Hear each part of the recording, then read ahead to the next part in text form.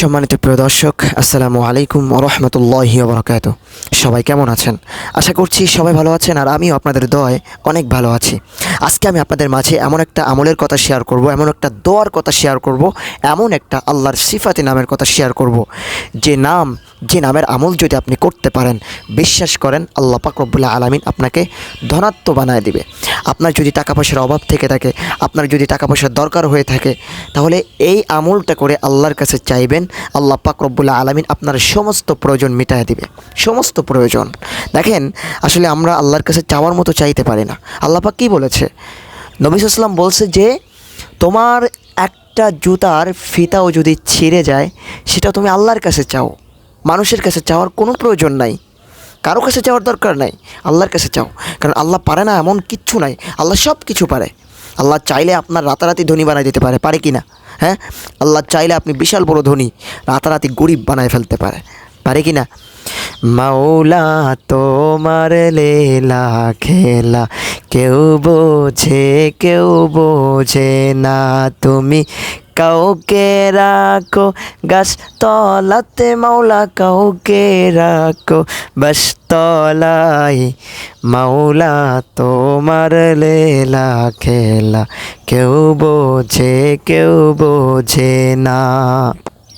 আল্লাহ সব কিছু পারে, সব কিছু। এই জন্য আপনার যদি কিছু চাওয়ার প্রয়োজন হয়, আপনি আল্লাহর কাছে চাইবেন। এক সাহাবী রাদিয়াল্লাহু তাআলা আনহু, এক সাহাবী মসজিদের ভিতরে বসে মানে দাঁড়িয়ে আল্লাহর কাছে কান্না করতেছে। নবী করিম সাল্লাল্লাহু আলাইহি ওয়াসাল্লাম এই দৃশ্যটা দেখে ফেললো, দেখে বলতেছে, কী ব্যাপার সাহাবী, তোমার মুখের ভিতরে এত টেনশনের ছাপ কেন, কি হয়েছে তোমার? এখন ওই সাহাবী বলতেছে, নবী, আমি বড় টেনশনের ভিতরে আছি, আমার ফ্যামিলিতে অনেক অভাব লেগে আছে, এই অভাব থেকে কি করবো, এই জন্য আল্লাহর কাছে চাচ্ছি। নবী করিম সাল্লাল্লাহু আলাইহি ওয়াসাল্লাম বলতেছে, টেনশিত হওয়ার কোনো কারণই নাই। আমি আজকে তোমাকে এমন একটা আমল শিখিয়ে দিব, এই আমলটা যদি তুমি করতে পারো, আল্লাহ পাক রব্বুল আলামিন তোমাকে ধনী বানায় দিবে, সম্পদের কোনো অভাব থাকবে না। নবী করিম সাল্লাল্লাহু আলাইহি ওয়াসাল্লাম এই আমলটা তাকে শিখিয়ে দিল, আর সে এত ধনী হয়ে গেল, পরবর্তীতে দেখা গেল তার টাকা থাকার কোনো জায়গা নাই। সুবহানাল্লাহ ওয়া বিহামদি। সাহাবীরা কী করতো? সাহাবীদের যদি কোনো বিপদ হতো, আল্লাহর কাছে চাইতো। সাহাবীরা যদি আকাশে মেঘ দেখতো, আল্লাহর কাছে চাইতো, আল্লাহর কাছে পানা চাইতো। আর আমরা আল্লাহর কাছে চাই না। এই যে এখন এত গরম, আমরা টিভির দিকে তাকিয়ে থাকি, সংবাদের দিকে তাকিয়ে থাকি, যে কবে বৃষ্টি হয়, সংবাদে খবরে কি বলে, এটার দিকে তাকিয়ে থাকি, কিন্তু আমরা আল্লাহর কাছে চাই না। আল্লাহ তুমি বৃষ্টি বর্ষিত করো, রহমত বর্ষিত করো, আল্লাহর কাছে চাই না। এটাই আমাদের অবস্থা। এরকমটা করলে হবে না, আল্লাহর কাছে চাইতে হবে। আল্লাহ পাক সব কিছু দিতে পারে। আপনার অভাব, ফ্যামিলিতে অভাব, মাথায় টেনশন, ঘুম হয় না রাতে, এমনটা হয় না? হ্যাঁ, আপনি আল্লাহর কাছে চান। আজকে যে আমলটার কথা বলবো, আল্লাহ পাক রব্বুল আলামিন বলেন, ওয়ালিল্লাহিল আসমাউল হুসনা, আল্লাহর কিছু গুণবাচক নাম আছে, এই গুণবাচক নাম ধরে তার কাছে চাও, তার কাছে ডাকো, তাকে ডেকে তার কাছে চাও, সব কিছু চাও, যা কিছু প্রয়োজন তার কাছে চাও, আল্লাহ পাক সব কিছু দিয়ে দিবে। আল্লাহ পাক সব থেকে কী পছন্দ করে জানেন? দোয়াটাই সব থেকে বেশি পছন্দ করে। আল্লাহ পাক চায় যে আমার বান্দা সব সময়, প্রতিটা মুহূর্তে আমার কাছে চাক, আমার প্রশংসা করুক, আমাকে ডাকুক, আমাকে মানুক, এটাই চায়। আচ্ছা, একটা কথা চিন্তা করেন তো, প্রশংসা ভালোবাসে না এমন লোক আছে? সবাই প্রশংসা ভালোবাসে। মনে করেন আমি আপনাকে বললাম, তোমার চেহারাটা না অনেক সুন্দর, তোমার ভয়েসটা না অনেক কিউট, তুমি অনেক ভালো করে কথা বলতে পারো, এবং আপনারাও যদি আমাকে বলেন যে অনেক সুন্দর লাগে আপনার কথাটা খুব মনোযোগ সহকারে শুনি, সত্যি আপনাকে অনেক ভালো লাগে, আমার ভালো লাগবে না? আমি যদি এরকমভাবে আপনাকে প্রশংসা করি, আপনার ভালো লাগবে না? সবাই প্রশংসা শুনতে ভালোবাসে, সবাই। তেমনই আল্লাহ পাক রব্বুল আলামিন সব থেকে ভালোবাসে প্রশংসা।